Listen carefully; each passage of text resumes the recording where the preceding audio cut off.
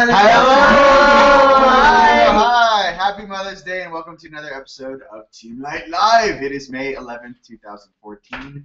We have lots of things to share with you guys today and a very amazing crew of ground workers here to share it with you, light workers. Hoorah! Hoorah! So, anyone want to say anything? We say Happy Mother's Day! Happy Mother's Day! Happy Mom's Day! To all moms across planet Earth. And without further ado, let's Thunderbeat is going to set us off with some awesome questions that have come in at support at unitethecollective.com. And that, if you guys are new, that's how we get the questions that we answer for you guys.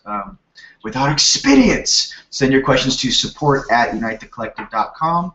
And without further ado, Thunder. Thank you. All right. Yes. All right. Good morning, everybody. I've huh? You want to take one seat? What do you think? What are we doing? Seat over? Good morning. Happy Mother's Day. Yes, happy Mother's Day. Sweet. Right? We're all excited about being here. And we got some questions that people are sending in that I'd like to help you with and answer. So what is the first question you got there on the agenda? Let's go to the questions.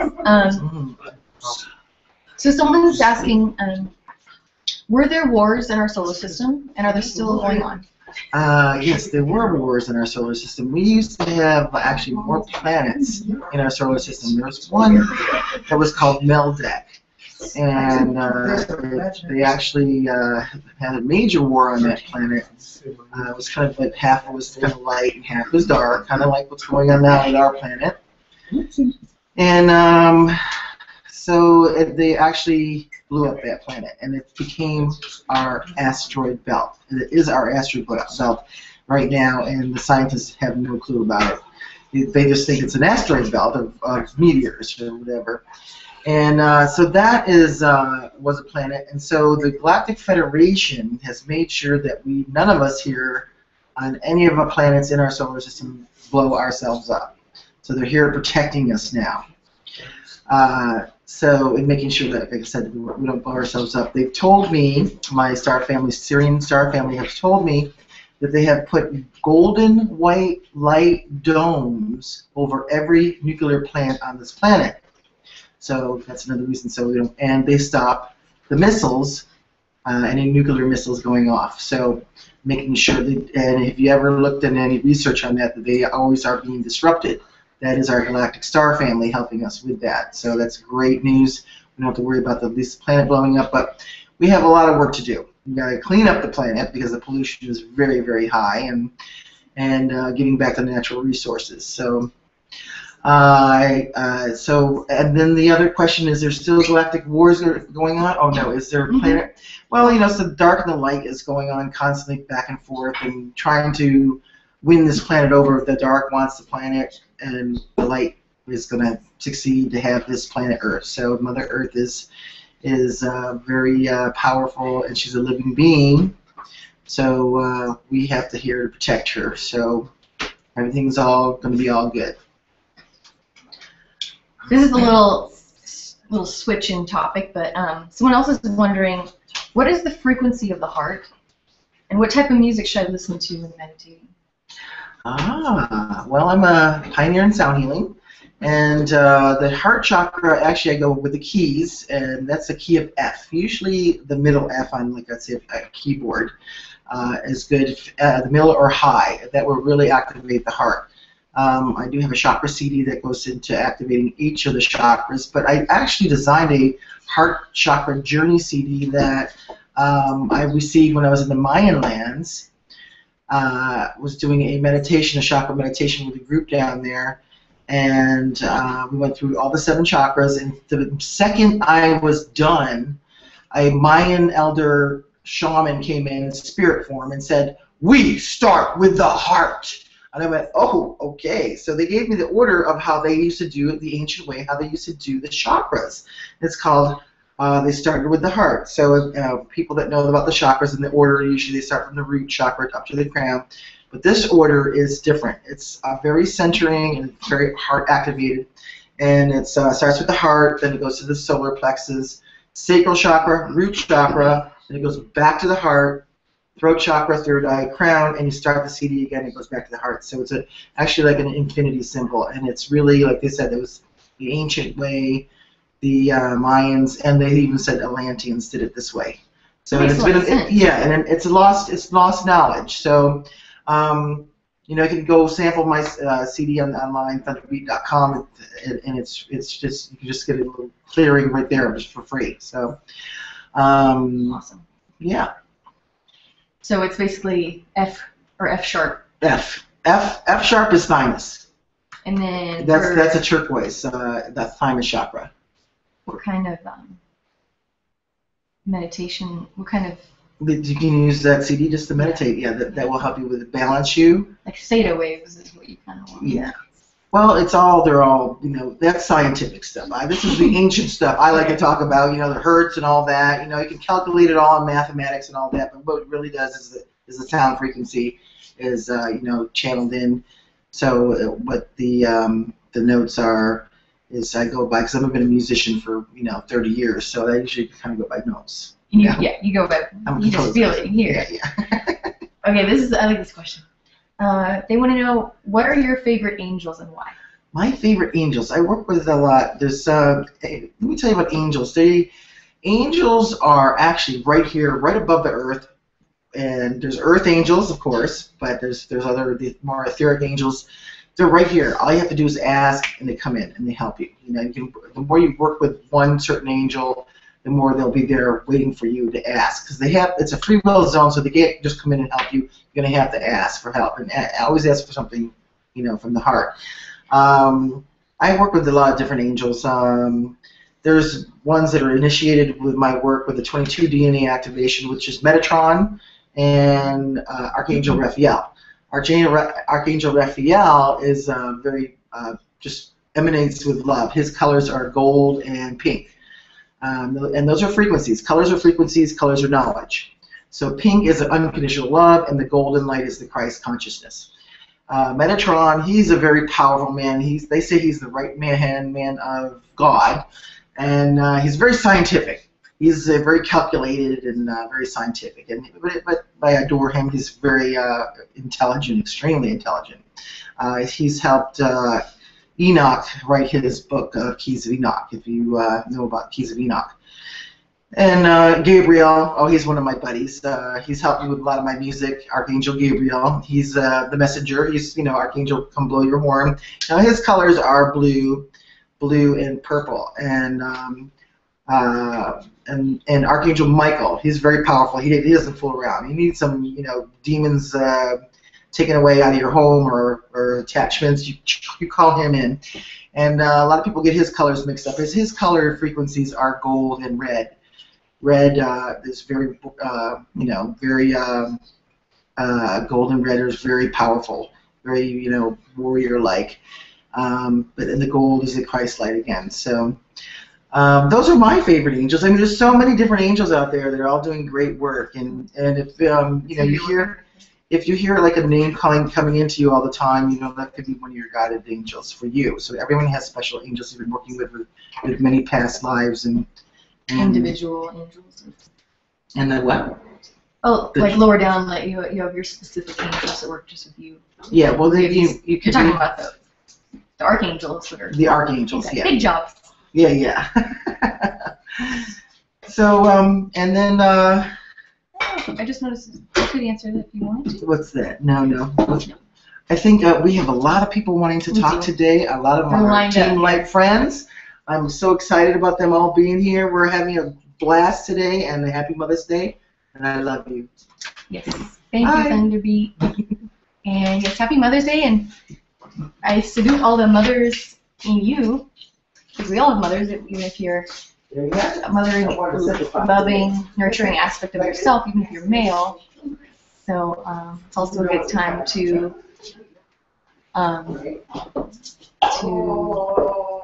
look at that and pay attention, and also honor the mother in yourself. Okay. This is our lovely divine. Hello. Thank you so much for being here. Thank you. It's an honor to be here. Honor to have you. Well, thank you. So Divindus, Kundalini Yoga.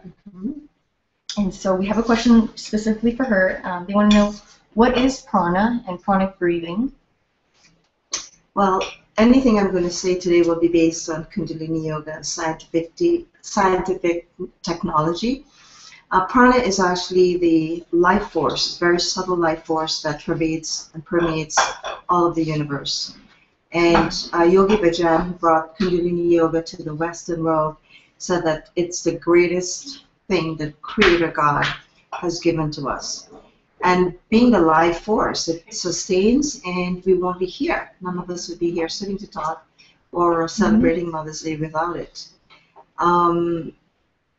It is the life force that runs through the body and supports the body, and it's distributed via the navel point through 72,000 nerve endings, which end in the hands and feet. So if there are any blockages, we have to go connect to Kundalini Yoga and any form of yoga or spiritual Tai Chi, Qigong to perfect the imbalances that may occur, any blockages. Movement helps the blockage too. Yeah. So pranic breathing could be a manipulation of the breath for certain effects. So we can use suspended breath, which actually brings you into that centering. We can use the prolonged inhalation, exhalation, alternate nostril breathing, breath of fire, which I will talk another time about. So what it does, it helps you to come out of illnesses and maybe addictions, bringing you into the groundedness so that you can go about your life's mission in a very, balanced kind of way. And can you talk a little bit about the suspended breathing, like after inhalation versus after exhalation? Okay, so that leads into the centering part of what I was going to talk about. So the suspended in-breath activates the the sympathetic nervous system, which brings in the sun energy, and it helps you to be actively calm and to carry out your life's work and take action because of that beautiful sun energy, which is all about radiance and it's action oriented. So the sympathetic nervous system is all about action, and that's in the suspension of the in-breath. And then the suspension of the out-breath is activating the parasympathetic nervous system, which is all about the moon energy. It's about relaxation, being grounded. If you have to go to do a talk, or you have to present your side to somebody, or if you're in an argument, for example, you can use that suspended out breath before you enter that conversation, and so that you could be coming from grounded action, being not in reactive mode, so that what you say, it's profound and effective, and there are no regrets, not having to say you're sorry. That's probably what most people need, is a little more focus on the parasympathetic, rest and digest, because we're usually, the majority of us are in the hustle and bustle and stuck in the... Well, we want to use both to our advantage, because if you have to go to work and take advantage and be productive human being, coming from a grounded state of balance, and not to react to a boss or a coworker who is pushing your buttons, you want to use that sun energy. And the parasympathetic is to really not to go into a fight state as well. So having that balance is amazing. So the centering is in that suspension of that breath, and that's where you can enter what you call the shunya, or the zero, where it's that deep stillness that you enter. And I wanted to talk about something else, but ask me a question. How to center? Using breath to great. centers. So again, from the Kundalini aspect, there's many ways to center. You can use alternate nostril breathing, breath of fire. Explain a little more. Yeah, and which one do you want me to explain? The alternate breath of breathing? Well, the alternate breathing, you could, for example, I won't get too technical, but for breathing through the left nostril is engaging the parasympathetic nervous system, which is the balancing aspect. And breathing through the right nostril is the sympathetic nervous system, which is the action-oriented, bringing the sun and that powerful energy. So you can just begin by breathing, inhaling through the left, exhaling through the right. And you can continue at a nice pace, and then you can speed it up, whatever feels right. I wanted to talk a little bit about the 1-minute breath, which Yogi Bhajan, who brought the technology to the Western world, said that if you perfect this breath, you can become a superhuman being.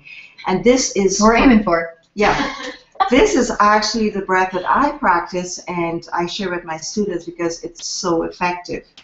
And so the 1-minute breath is the inhalation for 20 seconds.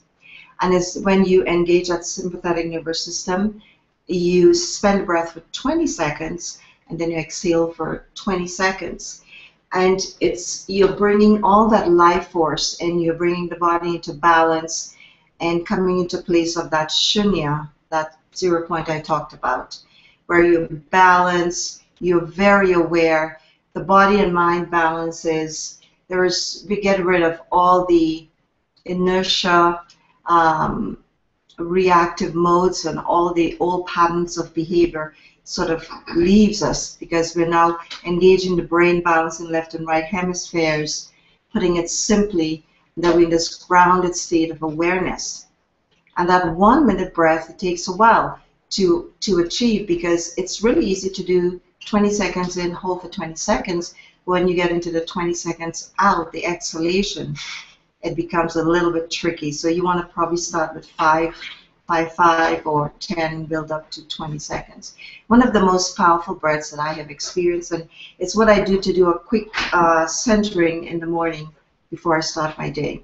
And I love sharing this with my students. And you'll be sharing more, maybe breath of fire next time? Yes, I will. Yeah. It's very powerful, all these breaths. And anything, you can take a walk outdoors and just breathe and be in touch with that deepest part of you, which is that God essence, that consciousness that runs through every cell, every molecule, and through the whole DNA system. So, Awesome. thank you Divine. for listening, and happy Mother's Day to all sentient beings. And even though you're not a mother for birthing, whatever you take care of on this earth, you are a mother. So, Sat Nam. Sat Nam. Thank you. Thank you, Divine. And let's have Dan. You ready? A couple questions for Dan.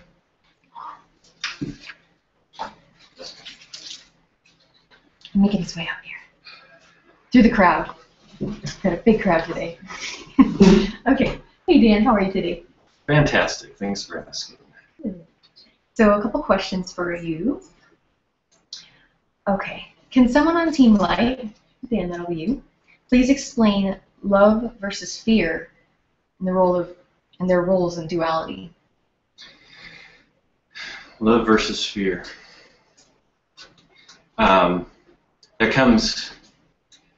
What I have to start out by saying is that it is duality based. So you got so that's representative of comparative contrast. Positive, negative, light, dark, good, bad, opposites, if you will. Love represents a type of modality as well as fear. Neither are right or wrong. They just are a type of experience. And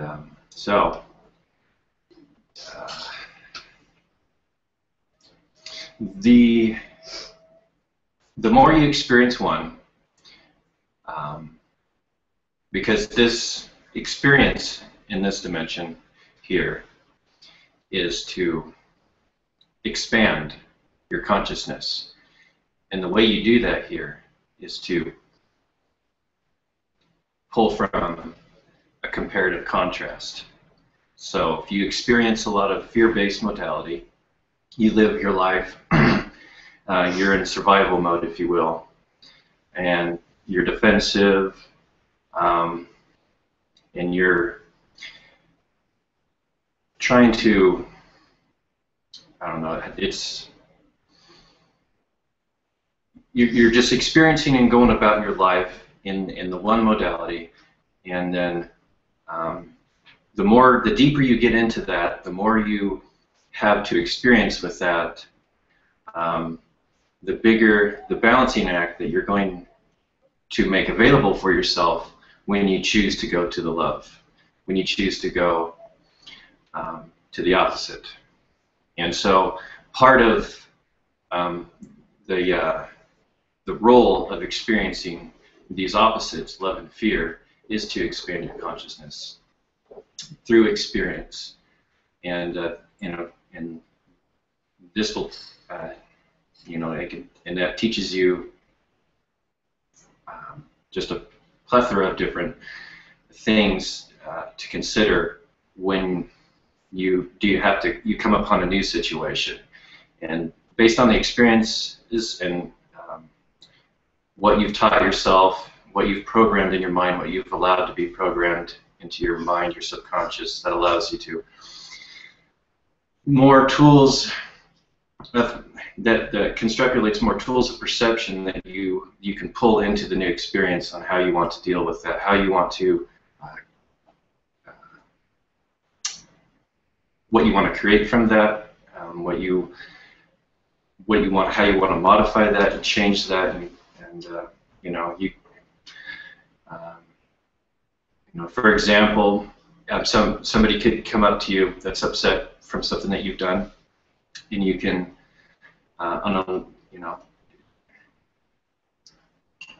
you can deal with that in a defensive manner, whatever, if that's what you're comfortable with, or you can approach it from a side of love, and that will obviously teach the other person, or allow them the opportunity to be taught and or experience another side of the situation that maybe they're not totally used to seeing. Because if everybody is reacting with each other in a very similar fashion, then it just seems to cycle itself over and over and over, and not a lot of expansion really occurs, and it's a lower vibratory. It can be a lower vibratory essence that doesn't really have much to offer. So when you take from the one and then go to the other, and then expand upon that, when you deal with a new circumstance that arises, you put yourself in a position to offer something new for others to experience. With that. Yeah, I like that. And then, kind of tying in there, how do you expand your 3D consciousness? I'll be working with that. Okay, so with the polarity. Yeah, so I kind of, some of these things are tied together. The expanding your consciousness comes through experience, and in this dimension, in this duality,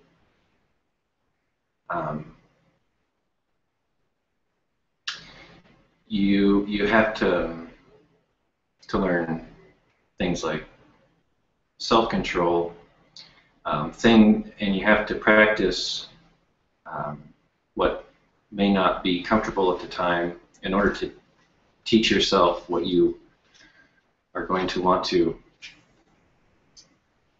It's like programming yourself so that you're not,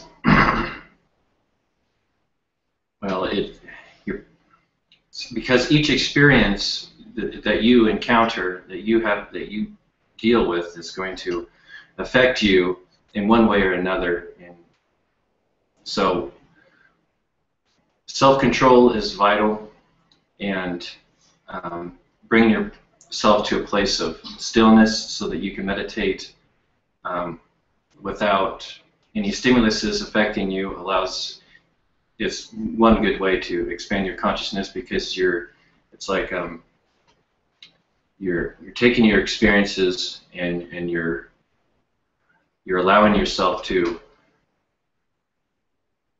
just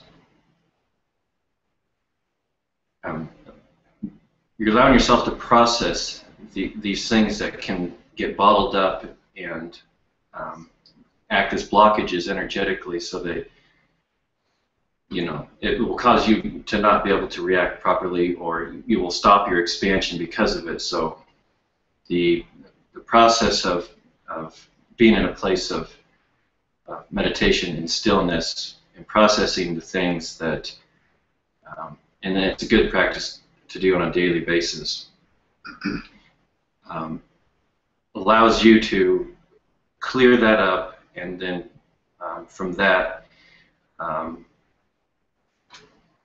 you can, with a clear mind, react to a new circumstance. And from there, you teach yourself, and then you learn new ways of teaching yourself, and you learn new ways of seeking information that is going to be beneficial for teaching yourself, different methods of interpretation, so that you can come to a place whereby when you deal with new circumstances, you will be, in essence, expanding your consciousness every time you deal with these new experiences in this comparative contrast reality. So that's essentially. So giving yourself that space to be able to clear and expand is very important. Big on that. Yes. That's a daily practice for sure. Very important. And different ways to do it. Meditation in complete stillness and silence. Yes. And then the next question will be very, what does it say? Well, specific type of meditations to calm and center yourselves, tools and crystals.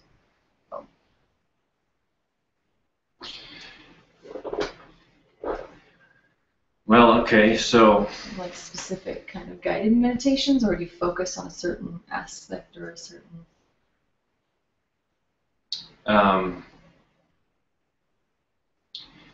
Release all focus. I guess I kind of touched on that question already, but Yeah. It's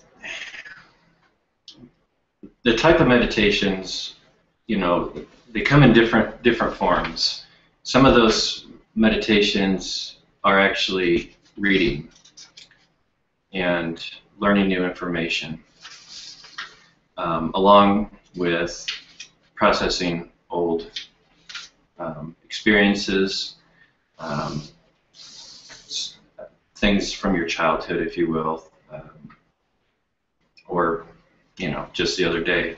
But it's putting yourself in a place of love while you do these meditations is going to bring the positive out of each of these experiences, and then you can apply that to your less than desirable experiences, and then that allows growth and expansion. Awesome. Thank you, Dan. Yep. Thank you. I think Light Star? She's ready. She's going to bring in Light Star. Thank you so much, Dan. Good morning, everybody. Good morning, Light Star. Good morning. Thank you for being back. And I want to say one thing really fast is that I would like to honor the greatest mother that we all have in common, which is Mother Gaia. So thank you so much for everything you are for us, for all your rejuvenative powers, for your love, and for your just allowing us to share in your beauty here on the planet, and for helping us to transmute all of our stuff, which you do so greatly. So I wanted to just honor Mother Gaia. Absolutely. So, what do we got going on today? Okay. I do have a couple questions for you. Someone would like to know how quickly they can materialize their purpose. Besides their spiritual awakening, what is needed to manifest their purpose? Well, one thing I want to say about purpose is, before we get into manifesting it, is because a lot of people actually don't know what their purpose is. And I get that a lot. People are like, I'm not really sure what I'm supposed to be doing here on the planet. I'm not really sure what my role is. How do I figure that out? And there's a couple of different components, first of all, that have to do with your purpose. One of them is what you are obviously passionate about, what you love to do. There's what you love to do, there's what you're called to do, and there's what you are already doing, and what your purpose is in terms of other dimensions. So there's a lot of different components that compose that. And sometimes people think that, well, I'm supposed to be doing the thing that I love to do, the thing I'm passionate about, the thing that I just want to sink all my my time into, and that's what my purpose is. Yes, but that may only be part of your purpose. Because if you love doing something, that is part of your purpose. But when we say the thing that you just, lose track of time, and obviously that's something that you're joyful and you're passionate about. But what about the things that you're called to do? So, for instance, what if you're the type of person that people just come up to you and they just for some reason they ask for your advice. You get people come up to you all the time. For somehow you tend to console them without even knowing that you're doing it. It's just something that you automatically do. Or in some cases, like our brother Ferris over here, where he touches somebody and he's just immediately they just feel better. Or oh God, that spot's been killing me. It's something automatic. It's like it's sort of your God-given gifts here. And so I call that what you're called to do. It may not be the thing that you actually like, oh my God, I love doing this so much. I'm just so joyful about it all the time. But it's something that you came here as part of your gift, and that is to share and help others in those ways. And then the thing that you already do, which is sometimes the things in other dimensions that you're already doing. We're not just one being here and this is all we do. We come out and just do this one purpose. We actually have multiple different things that we're doing. So that some of the things on the other dimensions that we are doing, different jobs, different roles that we have up there, just like we have here. And that's all happening at the same time, by the way. That's not like a past, present, future thing.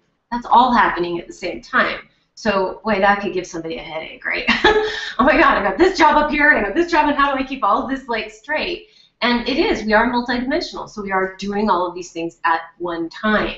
So with all of those things and trying to manifest that here, how do I manifest it? How do I kind of go through those different components and figure out what I'm supposed to do with it here? And that's why you see a lot of people that are, okay, myself, I may be an artist, but I'm also a healer, I'm also part of the counselor. I have many different roles that I play here. Same with Stands with Bear. He's a musician, but he also does psychic readings, and there's many different talents. So it's when we say pick one to start with and try to focus on that in itself. Just try to focus on the one that you want to start with first. All the other pieces will come at different times. They may come in a more linear fashion, or they may come sort of in circular fashion, where you get bits and pieces of it, and then you have to circle around, and then more bits and pieces of it, and circle around. And as you do that, you accumulate more and more of yourself in this, and more of your gifts that kind of come through.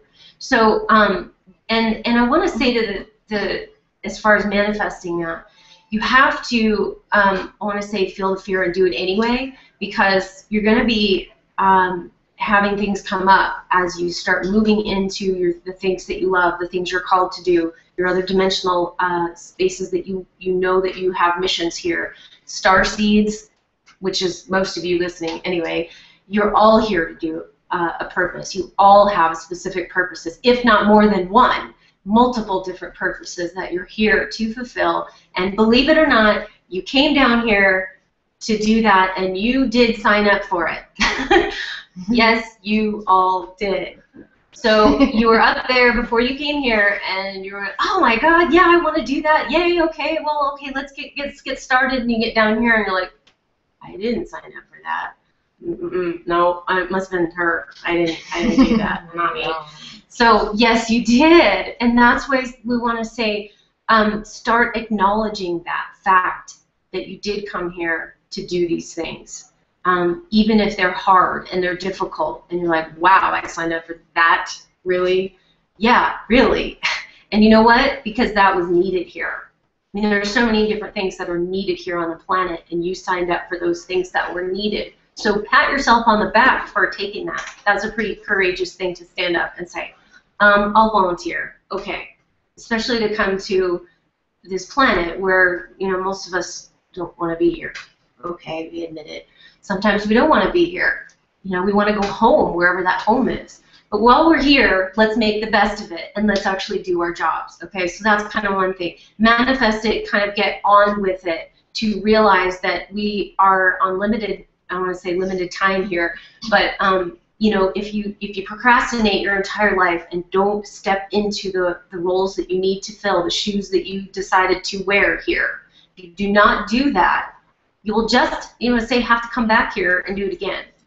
So, doesn't mean that you wouldn't come back here and do it anyway. If that's not motivation. Exactly. That's motivation. You might choose to come back here, but, you know, you may have to come back here. So wouldn't you rather be a choice? I mean, it's always a choice, really, but ultimately. So that's kind of one thing, is to step into it, honor it, acknowledge the fact that you came here to do the mission, and then allow some of the pieces to come up for you in that way.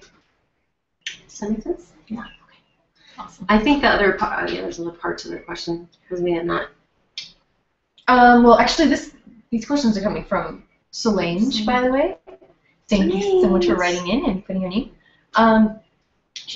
She's also wondering, how do you let go of these blocks that are in the way of your purpose? Yeah. So because that was the other half of this question, really. First part was like about, okay, let's step into our purpose. Let's understand that we came here to do this purpose, and we're going to do it. But then once you step into that and say, okay, I'm going to choose this. I'm going to be the artist, the healer, the channel, the psychic, the, you know, whatever it is. You choose that role, and then all of a sudden you go, oh yay, I'm going to step into it, and then something slams right in your face, like, oh, what's that? Block number one. But I'm going to tell you, there's several different blocks that will come up, and they will come up, particularly if you have past life, or we call it really not past life, but in this space of past life continuum, you have past lives here that you come in and done some things, stepped into your purposes, and been, I want to say, taken down by some forces in terms of here. It could have been those of us women that have had a lot of the witch trials and all those time periods of prophecies and things like that, where we were drowned or hung or, you know, killed or maimed, or however those lovely things that happened in those time periods to all of us, that we just want to kind of go, oh, that was kind of creepy and not so good. But when we come into it, is that stuff will all start resurfacing if you have not dealt with it. So if you come in to be the psychic reader in this lifetime, and you have all these lifetimes of doing this, but you also had all these lifetimes of being killed and raped and maimed and hung and drowned and all this other stuff, we're speaking out. So what do you think that's going to do? Something's going to come right in and go, oh, okay, block number one, you know, and how many lifetimes? So when those things come up, really want to acknowledge that they do come up for a reason. But and you will have to jump over them. You will have to hurdle over it by in loving allowance of knowing that that's where that comes from. Sometimes it's just the knowing that that's where it comes from, so that you can actually move past it, to be able to say, okay, that was then, necessarily not now. I'm not in that situation now. I don't have to worry about being hung or whatever. And when those feelings come up of panic or terror or anxiety or whatever it is, when you're faced with doing that now, you have to say, okay, I get it, I understand. It's like we all have to acknowledge that sort of shadow side, those shadow selves that come in, because they are real, and they are real to us in the illusionary sense that they're real. It's something that you move past, but it is something that can stop you if you let it. So all the things that come up as blocks are all things that they come up as blocks, and they feel like they might be external, like that block is an external thing, or I want to say a negative energy that comes in to perhaps block your path. these may seem like they're external things, but ultimately it all boils down to one being, and that is you. You have the power to move past. You have the power to say, if it's a negative energy force, no, you are not allowed into my presence to, you know, or say, block my path. Past life, okay, I understand that was then, I dealt with it, I am understanding it's not now, okay.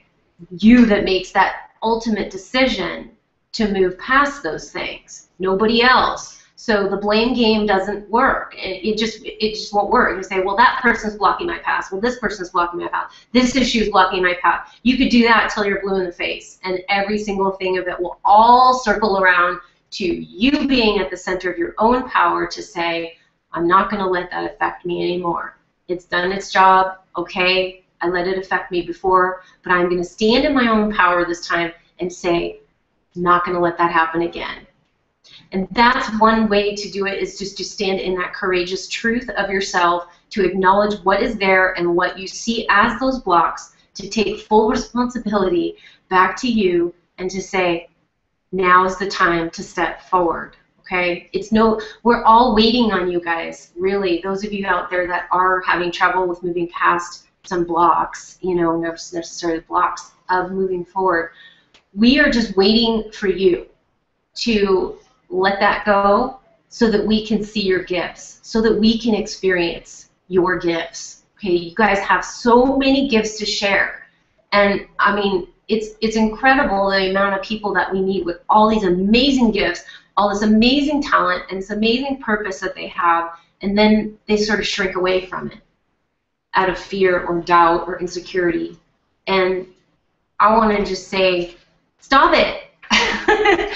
Stop it, stop it, stop it. We don't have time for you to do that anymore. We'll love you and say, okay, I get it, you know, be the nurturing one to say, I understand, and that hurts, and it's painful, and I get it. So I'm not trying to be that I acknowledge your pain, but I want to say it's time to move past that. So reach out for help if you need to. There's a whole laundry. We have like so many people that if we're not the right person for you, we'll refer you out to somebody. If you don't know where to go and you're lost and confused, let us know. We can help you to direct you and guide you into those right paths of getting on your purpose. Okay? Don't feel like you're alone and you don't have any help here. You do. So just reach out. I just want you guys to get on your path so badly. We need you. Okay? So do it. Just do it. That's the Nike saying. Okay, only you can block yourself. So all those barriers, as external as they seem, until you deal with it internally, they're just going to show up as somebody else or some other block until you face it. Thank you. This is a little lighter question. Someone didn't put their name, but they would like to know, what is a fairy and where do they come from? What is a fairy?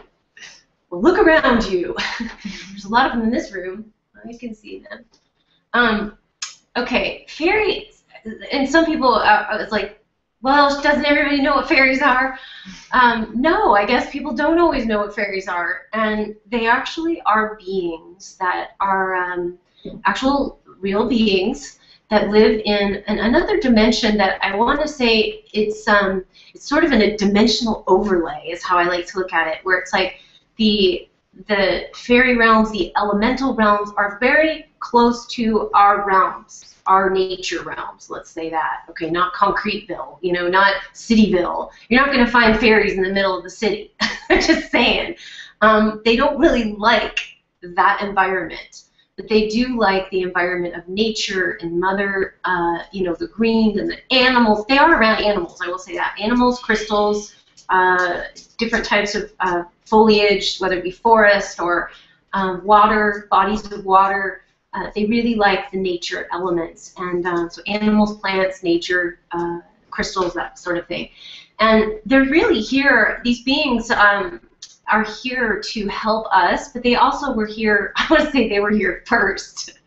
They've been here for a long time, and over time, I believe that these beings were actually seen much more way back on Earth times, and I believe humans have kind of through our nature of sometimes not being so kind and just, you know, mowing down the rainforest and, you know, just let's get Concreteville everywhere. Fairy realms are very sensitive to energies, very sensitive energies. They're all about magic and energetics and energy and creating and love and light, and although there are dark fairies too, so I will say that, but I'm talking about the light fairies right now, where we say those fairies are very sensitive. So they don't really like to show themselves to, like I say, people a lot because of the downtrodden that they've gotten over the course of time. They've sort of shrinked away more and more, and only really the people that see them, well, I don't want to say only, but a lot of people that do see them are the beings that are very pure of heart and have that loving allowance for those beings to be on the planet and to share and enjoy. So that's one way you can actually be able to see them. And you may not see them with your actual visual eye, you may see them with your third eye, which is more the dimensions that you can cross with the third eye so that you actually can actually see them more. So those realms you'll be able to see them more than typically the naked eye. But it doesn't mean that you can't see them with that too. They don't show themselves that much to people unless in those cases, or unless they really feel that that person needs to believe somehow. You know, they've lost their belief system or whatever. So sometimes the fairies will come in to reignite their beliefs.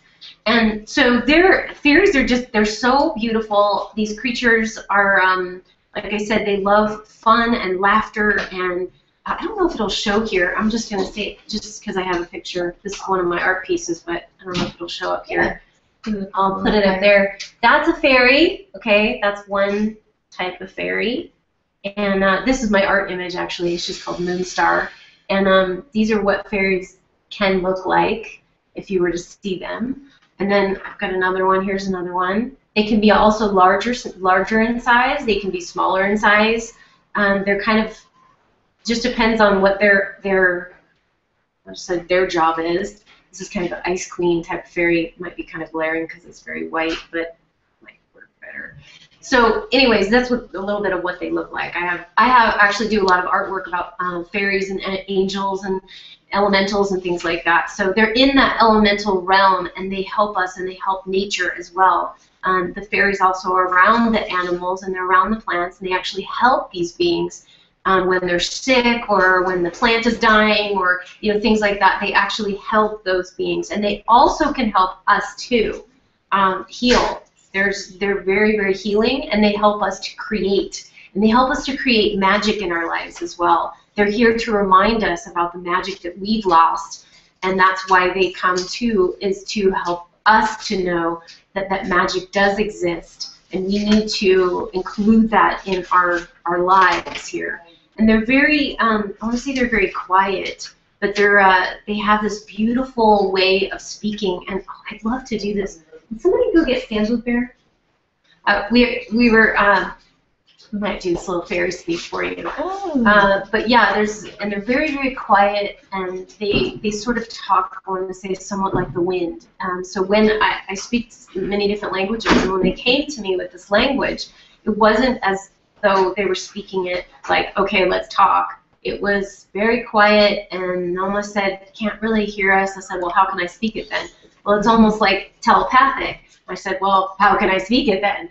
And so what they gave me was this language that comes through like the wind. It's very whimsical, but very fairy-like. And so I wanted to bring Stands with Bear in here to share this with you, or we call it fairy speak. But they're very loving beings, and to bring more of them into your life, if you actually bring into your home, bring flowers, bring plants. If you're in concrete, in the middle of New York, we're like, okay, there's not going to be fairies there. But they are around your animals, and they are around the plants. So the more plants you bring in, the more flowers you bring in, the more crystals you bring in, the more animals you bring in, the more fairies you bring in. So that's just kind of how it works. They gravitate to those realms, and they'll be around it more. And you can feed the fairies. You can feed them little chocolates, or just whatever. They like little treats. They like sweet things. And you can leave presents out for them. And I know it's just, they do really, and they can help you in your house. They can help you clean your house. So they can help you. It's like the little, think of Tinkerbell, right? Just kind of like the little wand that spreads your little fairy dust around and helps you. So, so are you ready? Oh. Yes. Oh, yes, you. We have a little fairy man coming in here. Where can I go in? Over here. We're going to just speak the little fairy. This stands with Bear. He's going to be back later. So, you ready? Didn't know Captain Morgan was going to be here, did you? Yes, we have a musketeer with us. All right. So, okay, we're going to speak the fairy to you, okay? It's going to be whisper, so hopefully you can hear it.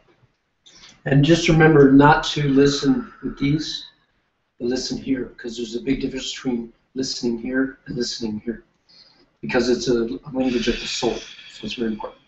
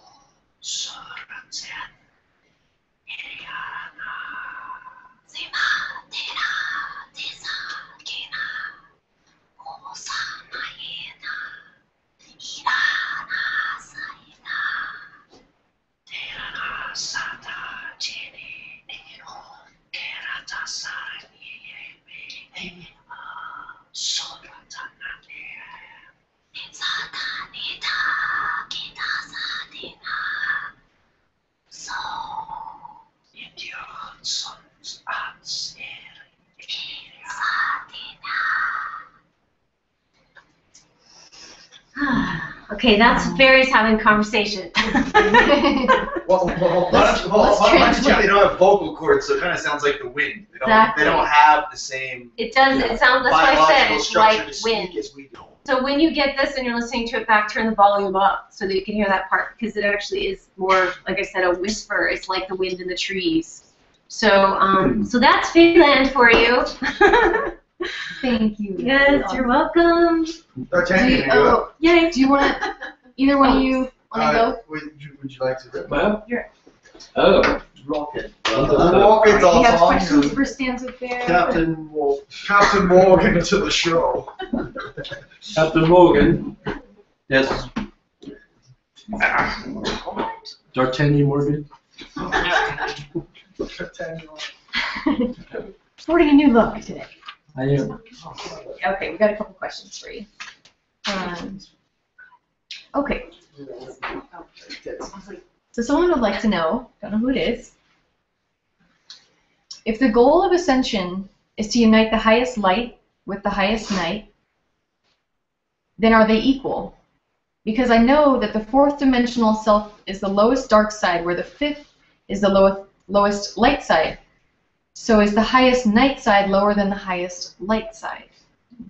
Okay, so first and foremost, I want you to understand full well to, for a moment, wipe away all of those different dimensionalities and understand full well all come from the love and light of God, dark or light. It all came from the same place. So let's look at it as like those Russian dolls, where you open one and there's another one, and you open one and there's another one, you open one and there's another one, all the way to the core. The core is what you seek. Now, each one of those higher aspects are there to pretty much make sure the other aspect is doing what it's supposed to be doing. And the symbiotic relation between all of them achieves what you're here to do. Okay, just like when you go to a school, you don't just have one teacher that teaches you all the different crafts, all the different things that you learn through philosophy or mathematics or anything like that. Each individual one of those dimensionalities that you are, whether it be dark or light, all teach you something. They all teach you something. Each one, it's an honorary thing. Okay, so many people try to stuff away their dark side or their night side and their light side. They try to come into imbalance by saying all light, all light, all light, all light. It's never been about that. It's about balance. Okay, you want some homework? Here's some homework. Watch a show, a movie. It was one of the creator of Sesame Street. What was his name? You know what I'm talking about, right? Anyway, you know when you get older, you get that sometime thing goes right the hell out of your head. Okay. Anyway, so my point being is, it's called The Dark Crystal. Okay, Jim Henson, that's his name. Jim Henson. Yes, Jim Henson. And it is called The Dark Crystal. Very, very powerful movie. Its representation of, at some point in the universal spectrum, the crystal was splintered and went off in two different directions. You had the mystics and you had the Skeksis. The Skeksis were representation of the dark, the mystics were that of the light.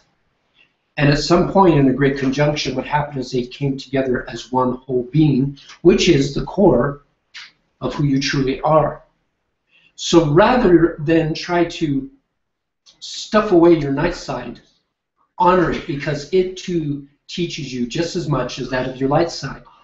So the only way the universe is going to become whole again, and this earth is going to become whole again, is the two factions must stop warring amongst themselves. A house divided against itself will not stand. And that's not only that of your light side, but your night side as well. And when you come into a harmonious, symbiotic relation with that, then you become the true power that you are. And that's what I have to say about that. So, there you have it. Okay. All right, so that integration. So, this is switching it up a little bit. Talking about the ego. Someone wants to know, is there a way to reassure my ego that it won't be erased completely so that it can relax a little? This is a really great question, and thank you all for sending your wonderful questions to us. We love answering your questions any way we can help. This is actually close to my heart because I've gone through this myself. And how do we put it?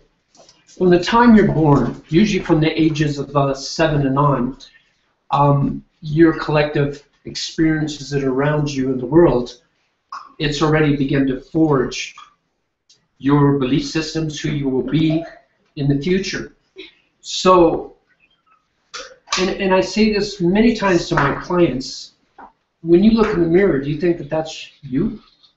Do you think that's who you are? Do you think your name is who you are? You know, I liken it jokingly that, you know, we're kind of like puppies, you know. We're born, we're given a name, you know, we're looked after, we're raised, we're weaned, just like a puppy.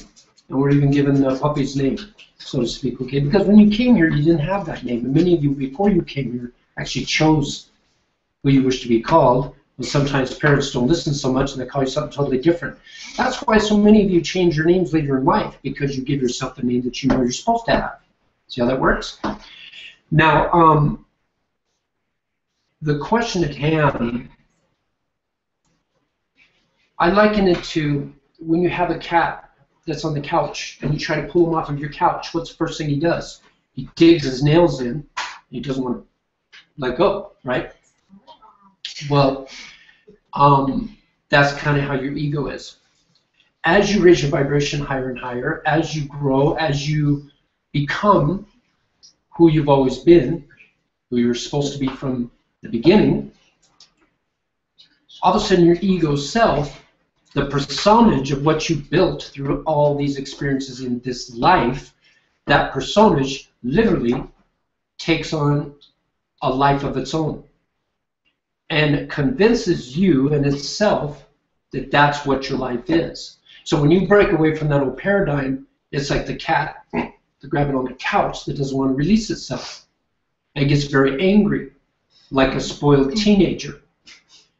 I remember when I was going through that, I would hear things like, "You need me. If it wasn't for me, you'd have had your butt kicked in that certain battle," and blah, blah, blah. You know, it's always like this situation where it says, "You need me. You cannot live without me." So what I did is I literally looked in the mirror and spoke to myself, and I spoke to that ego part of me that says, and I explained to it, "Look, I am not here to destroy you. I am not here to banish you.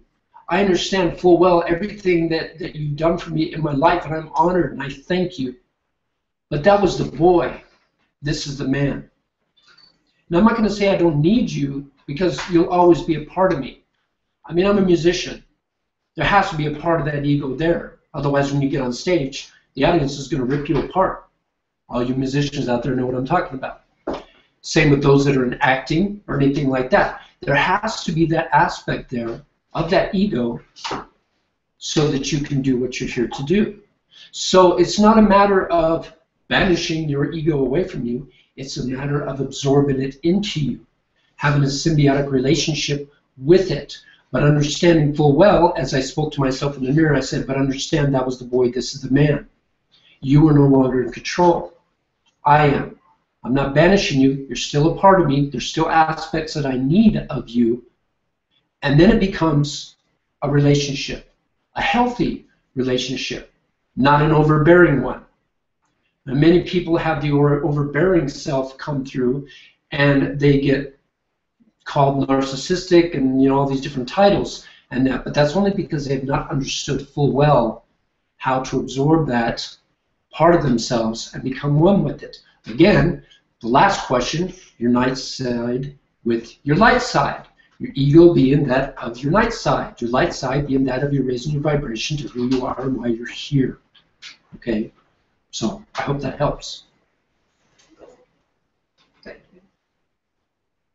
Okay, this is switching it up again. They want to know what happened to Atlantis. I can only speak to you of the experiences of my own. And I ask for you, all words that are spoken here this day, before you immediately take them as word, before you immediately take them as truth, to traverse the energy through your heart center, and then listen. Your eyes, these eyes will deceive you. This is the purity. These ears will deceive you. Here is the purity. So all these things we say to you, we ask that you bring through your heart center, and then from that point on, the understanding of what's being said. So as I said, I can only tell you of my own experience. Listen well. I'm sure many of you will resonate with this, okay? One of the many masters that I worked with when I was channeling, I channeled for over 30 years all across the country, and his name was Master Theopolis. And the first thing about Atlantis, many of you will remember, is that it was a precursor to that of the Intergalactic Federation.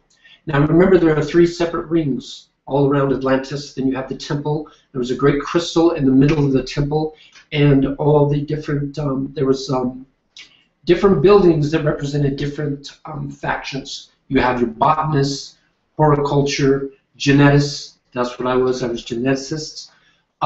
Many different scientific factions. And then outer rings, each swatch of land was an entirely separate community. Arcturian, Vegan, Pleiadian, Syrian, the list goes on and on.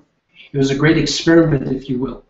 Because if they could work all together in relation to each other, then they could simply take it here. So it was a great experiment. Now here's what I remember. I remember the very high council. There was a council, then there was a hierarchy council. And I remember they were talking to all the scientists and they exclaimed that they wanted to, or proclaimed, that the great crystal that was in the city, they wanted to activate. And we pleaded with them, we do not need to do that. It gives us all we need. Everything that we need, it already gives lovingly. Why do we need to activate it? We want to see what it does. Sound familiar? So what we did by way of pressure, in your words today, you would say punked, because that's where we were. We had a lot of pressure around us, so we succumbed. And the moment they activated it, all hell broke loose. But I want you to understand something. There are no accidents. Everything happens for a reason. Even though that seems like a chaotic situation, I want you to step outside of that for a moment and look at the bigger picture and the bigger reality. And the bigger reality is a lot of those souls that left chose to do so that they can reincarnate into the times of now and here today to do what they're supposed to be doing. Just like the native elders say, we are the ones we've been waiting for, because we are. So understand that if you, many of you remember, as you look back at the beautiful Atlantis sinking down, the temples and the great crystal, it was like a very large crystalline pyramid, which is interesting because they actually found it, but it's all hush-hush, they don't talk about it.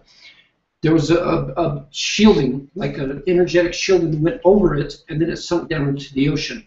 All the outer layers were what were destroyed, but there were many, many, many survivors. So look at the, I always say out of chaos comes beauty. So look at what happened from that situation. That one catastrophe caused many different Atlanteans to be spread out across the world, in Tibetanism and all these different places, even Native American. Many of the Native American believed they were children of Atlantis. So all these different factions were spread out throughout the world, thus expanding Atlantean knowledge and wisdom. So I hope that resonates with some of you, because that is my truth. Good, good. Beautiful. Is that it? All right. It's been an honor. Love you guys. Thank you, Sands with Bear. Welcome. We might have, we can have Tina and Ferris come up, or we can have Ryan. I'm gonna sing a little interlude. Dun, dun, dun, dun, dun, dun, dun.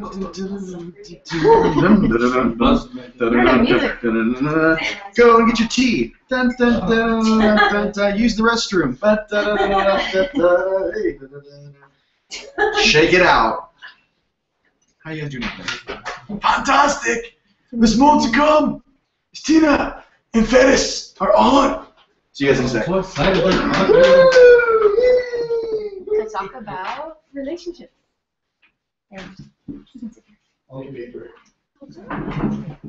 Hello. Hi everyone.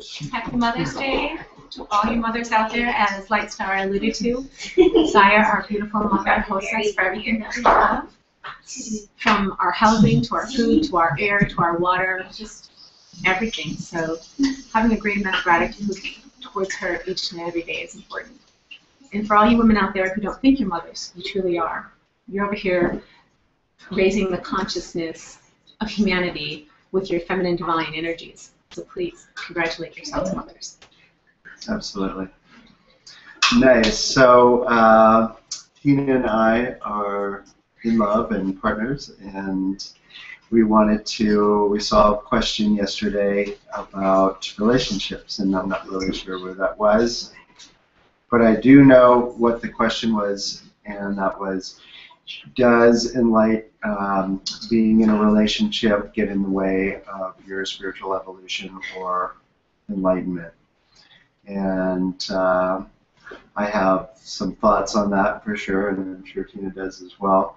I think there's probably a yes and a no to that. And the yes to that question, how does relationships get in the way of enlightenment, is if they're used in a way of distraction or diversion from what your life path is, or this intention of raising our consciousness, raising our vibration, expansion, kind of like people would use TV or anything else that keeps, drama relationships or things that don't benefit our expansion.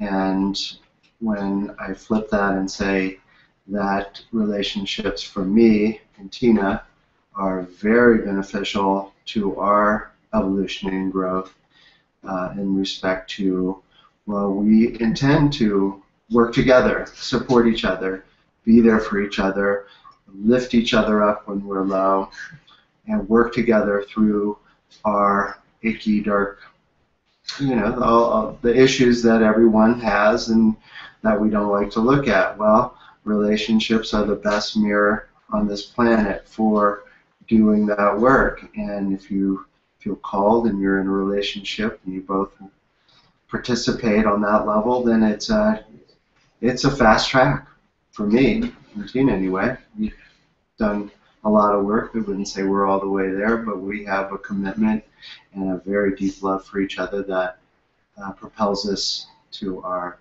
expanded state. What would you like to say, Biz? Well, kind of touching on what you started with is that relationship. And I get this a lot with people I work with. They ask me things about their soulmates, their twin soul energies, and wanting to attract that. Because most everybody wants that. That's our masculine divine and our feminine divine that want to come together. And it's the divine union, the divine marriage within ourselves we're truly seeking. And oftentimes we externalize it.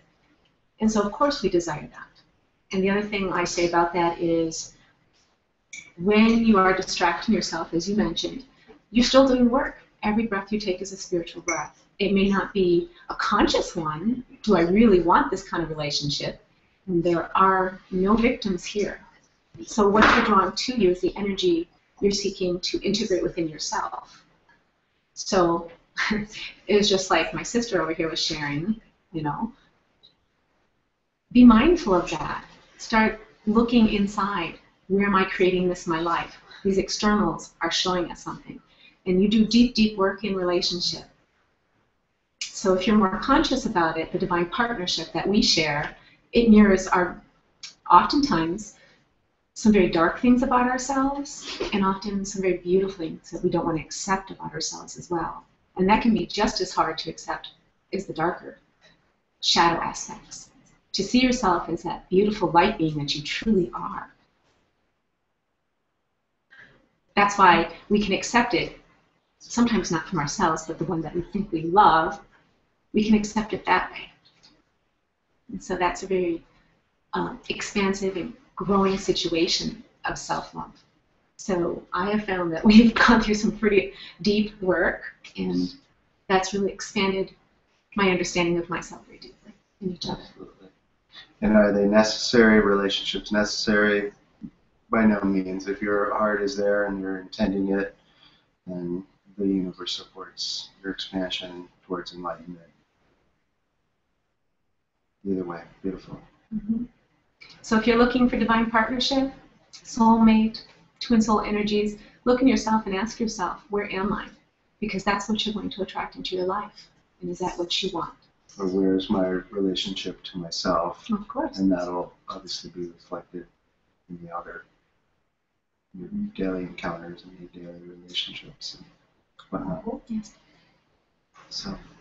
Thank you. Nice. Blessings to everybody. Thank you so much. I want some of this twin flame energy. What's this called? We're the tribe. We're the Trinity flame. Whoa. Nice. Thank you so much. Have a wonderful day. You guys are What do you mean, Coach? No. Yeah, you guys are amazing.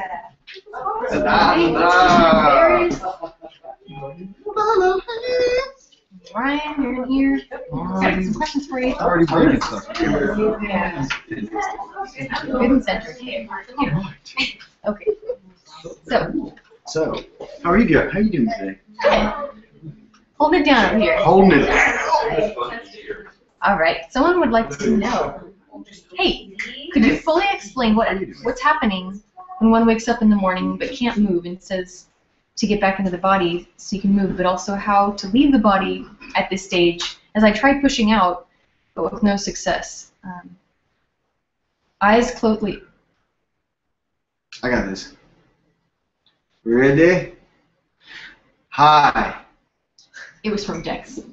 Let's get her done, son. So basically, when I wake up in the morning, sometimes basically, I don't know if you guys ever like fallen asleep on your arm, or you get the numb sensation, the tingly sensation. What I actually feel is majority of the time now, when I'm actually waking up, especially when I wake up out of a dream sequence, I'll notice sometimes when I snap back into my body that I actually can't move my arms. I'm actually completely numb.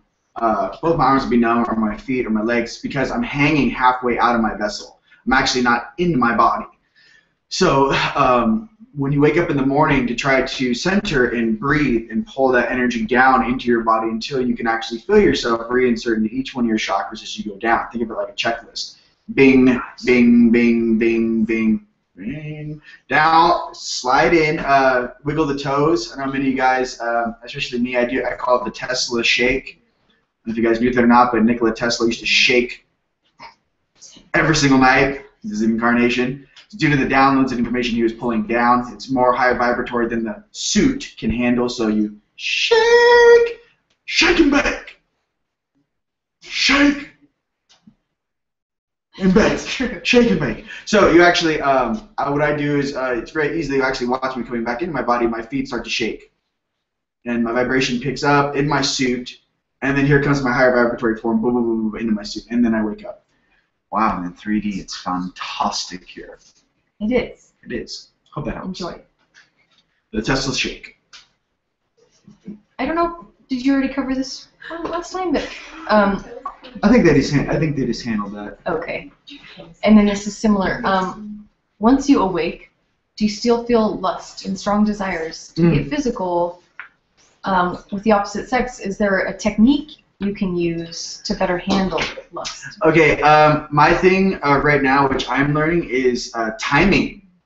At certain times during the day, I'm more in a 3D, let's have some fun mode, let's just say. However, at night, especially when I get back from the gym and I've accelerated my frequency and working out and whatnot, I actually have a hard time getting back down into my body. So what I can recommend is for very gifted and sensitive beings out there, especially that are in a relationship, to understand that obviously that physical thing, when usually in a relationship, is part of that. Now, it could be the male or the female in the relationship, but to understand and really know your partner and read them, read their facial expressions, you should be on the point of actually having to have them say something. Just pay attention. Pay attention to their facial expressions, pay attention to their eyes, pay attention, are they present right now, or is there one of their aspects, are they doing something else? Is that them in their suit right now talking to you? So to understand the little nuances of being a multidimensional being, because that's truly what every single human being is. We are all multidimensional beings. Difference being, are you conscious of it, or is there a huge question mark in your awareness on what you should be feeling, what you should be thinking about? When you're streaming multiple bandwidths simultaneously in this reality, hence having two conversations going on in, say 6 and 7D, while monitoring a situation or building or creating something in 3D, to understand that when you want to engage in something in 3D, to be able to pull those aspects back to your center and then back into your vessel, it's very key, and it takes practice. It's not something that is a wishy-washy thing. Just pay attention to your normal rhythms that you go through in the day and night every day. Pay attention to when you feel urges for certain physical things. Pay attention to what time you feel those urges. And then obviously, if you're in a relationship, to make that adjustment with your partner in a very loving and harmonious way to make that work for you. Because I do find it, as you expand more and more and more, sometimes it's very difficult to get back into this little suit. This is a very small suit. I like your suit. Even smaller. Smaller suits. I had a little, I'll drop some information I just recently have been computing. Why are some of our higher selves and why are some of the greater beings and why are some of the bones they're finding in Iraq of dudes 15 to 30 feet tall? And what is this? And what type of hardware? Because I always think about the energetics. What type of hardware, software were they implementing? Were they running? Well, to me, I kind of find it similar to how the first computer was the size of a room, a huge office. It could basically run the basic 32-bit programming, and it took an entire room to do that, hence the size of the computing power. Well, through evolution, through mixing us with awesome aspects of our star family's DNA, we've been able to compress that size into a Ferrari worth of information and computing power in a smaller version. Plus, it's much easier to feed a being that's not 30 feet tall. You don't have that much room on this earth. We condense down here. We condensed, yeah. So in the compressing of the multiple layers that exist in our reality, to understand that those different levels of adjusting and being present. The main thing is being present. Another really good tip for you guys is to observe. Sometimes when you're getting negative thought forms, sometimes when you guys wake up in the middle of the night from a negative experience, instead of reacting to the experience, sit and pause and observe, feel, eyes closed. Observe, first and foremost, the direction of where the inflection is coming from. Lock onto the direction. You can either feel it, sense it. Secondly, and most important, is let your higher selves know that you are being affected in 3D, in 4D, in dream space, so they can then come down your pipeline, boom, boom, boom, boom, boom, your higher mind, your oversoul, walk down the golden, slide down the golden fire escape, the golden rope. Sometimes they have style, sometimes they do the slow walk, you know, the slow, come in there, little buck, you know, they kind of walk down the stairs. Sometimes they just, bam! But to call attention to whatever it is, that's the most important thing. Because especially if it's something that you, in your limited capacity, can adhere to or perceive, they can definitely perceive it. So to simply draw attention to it helps drastically. Good, good, good. I don't think I have any more questions specifically for you. There's a general thing about Can you speak on? I think I'll do that with speaking about Avalon. I'll do that with my brother Randall. But I would like to. What is your favorite crystal to work with? I like that one. My favorite crystal to work with are large Lemurian crystals, about yay big, because they're programmable. And I just find that any to understand that when you're programming your own crystal with your own life force and consciousness and programming and downloading, uploading information, similar to having a USB thumb drive, it's important to actually have a really good piece, sacred piece, that you utilize day in, day out, that you hold very dear to you. Hence this. On my piece here, on the back, is my Lemurian USB drive. And why is this important for all the grid workers, light workers, healers, light warriors, awesome beings of consciousness on planet Earth? Well, when I'm doing an activation on planet Earth and I'm adjusting things very, very quickly, I'm maxing out the running memory of this suit, how fast this suit can operate without lag time, because I'm usually adjusting many things very, very rapidly. However, anything that I can't compute or understand in that moment, please download. I just touch like this. Download, download. Later, when I get home from a mission, I can then take my time and uncompress, unzip the information. Crystals can easily store tons of information. And they're just now learning this even more so. You research how much the different studies they're doing on crystals and how they can actually record large terabytes, teraflops of information on a crystal, to understand that you can do the same thing in utilizing your own energetic fields in downloading certain information, going to sacred sites, downloading specific downloads that maybe at that present moment in time you're not ready for. Okay?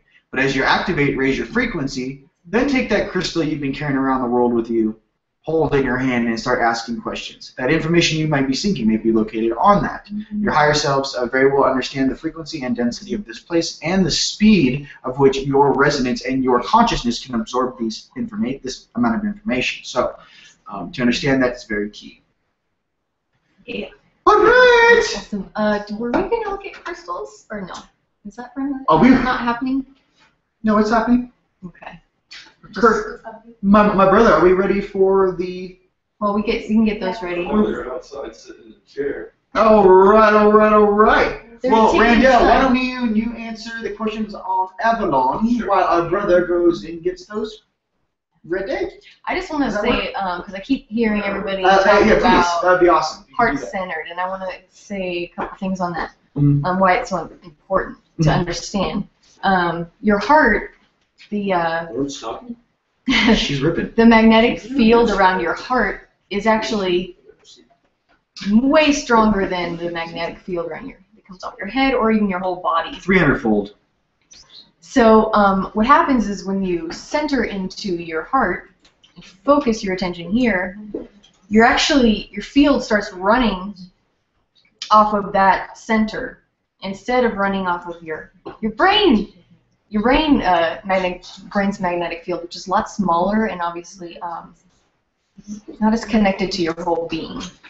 So just by daily awareness, just like the breathing, focusing on your heart center and feeling is another way to center and align. And I mean, it's very healing too, because everything's going to be running in alignment versus your brain. Excellent. Brenda, would you like to sit down and talk about Avalon? Oh yes, someone is wondering. And then we're gonna. Speak on are you wanting to? We'll any memories about Avalon? Yeah, and then we'll bring in our babies. Now, okay. Yeah. Oh. 15,000 years of consciousness. What do you want to say to me? Amazing. Like a manual. Just a little blessing, for the humbly receiving these gifts.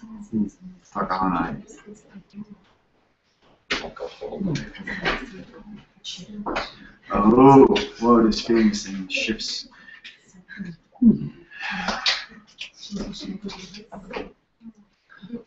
Michelle. This is Lucy. Lucy. You want to talk a little about them? I would to be the expert. To expand. Yeah. Well, let's just say that these are the real deal, and that's all we're really going to say. We're not really going to disclose any more information than that. Alas, Poriotic, I knew him well. He's doing Shakespeare. Okay, so crystal skull energy absorption, consciousness absorption. I found with utilizing these, and I made the video crystal skulls, the connection points from your third eye to their third eye. That helps for a drastic connection, obviously. To respect and clear and honor the consciousness and the beings that have dedicated their time and life force to programming these crystals, to understand the technology and the permeance of being of the consciousness which streams to this consciousness and the beings that actually created these crystals, to understand that this is an aspect of the collective, an aspect of technology, an aspect of utilizing crystals for the great immensity of power, clarity, and awesomeness that they represent on planet Earth. Understand full well that the crystals are living beings. Yes. It's been proven that scientifically. Piezoelectricity exists. This technology is far beyond this place. And understand these living beings.